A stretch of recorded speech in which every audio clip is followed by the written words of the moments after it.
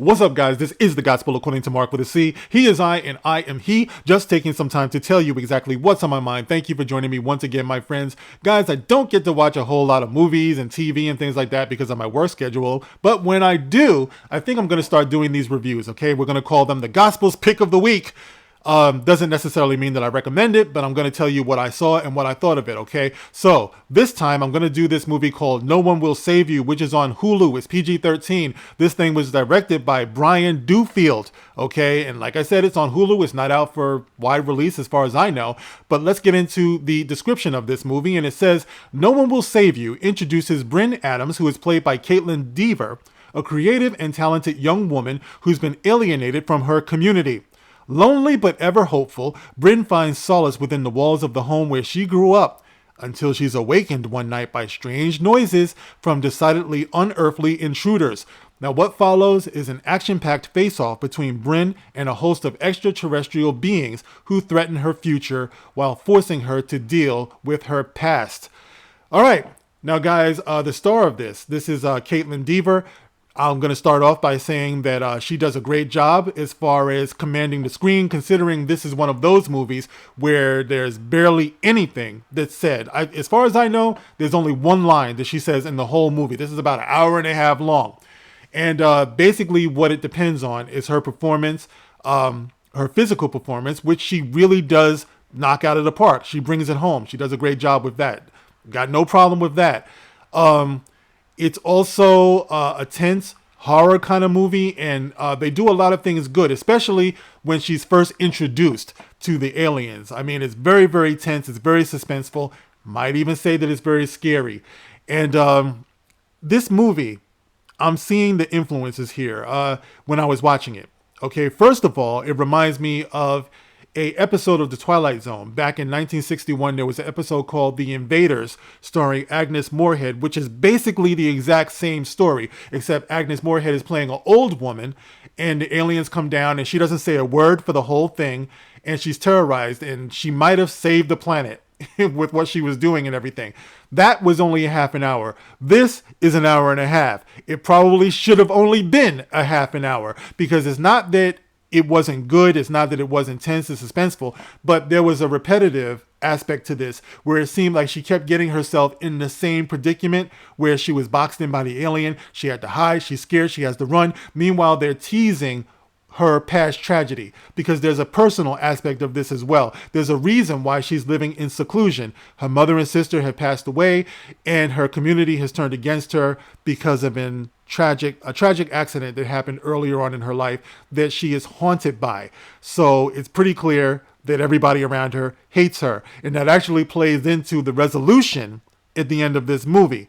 But in the run-up to that, like I said, that's pretty much where we are. You know, there are beats here.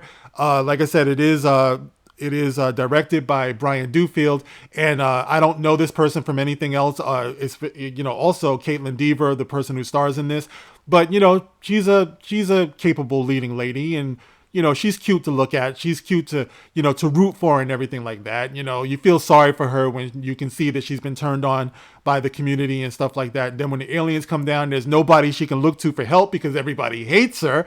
And there's a reason why. Like I said, you learn that as it goes on. The aliens actually learn why as well, and that plays into it. It kind of reminds me of Signs in a way. Remember M. Night Shyamalan?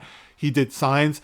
There's a deeper meaning. There's a deeper message to all of this, a personal message. So it keeps going. It keeps moving pretty well. But it's repetitive, guys. Like I said, there were a couple of times when I was nodding out a little bit and I had to go back to see, wait a minute, why did that happen? Why did this happen? So you got that going on. But at the heart of it, it is a decent, serviceable story. The way they do the aliens is very nice. It's terrifying. The special effects and stuff like that is very good. It's almost seamless, I would say. The music is great too. I don't know who did the music on this, but the music does a great job setting the tone of what's going on in the movies. You actually feel scared. Like as soon as the movie comes on, the music is doing some crazy, like spooky thing where you're like, oh my God, what's going to happen here? Kind of reminds me of, what was that movie? Insidious. That Insidious had the craziest music where the music itself was scary, and you got that kind of going on here. So, like I said, as far as the writing is concerned, well, nothing is really said, so I really can't talk about what's being, the writing and stuff, but as far as the dialogue.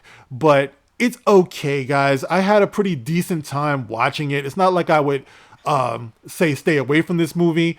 It depends on how you feel about the genre, whether I would recommend this movie.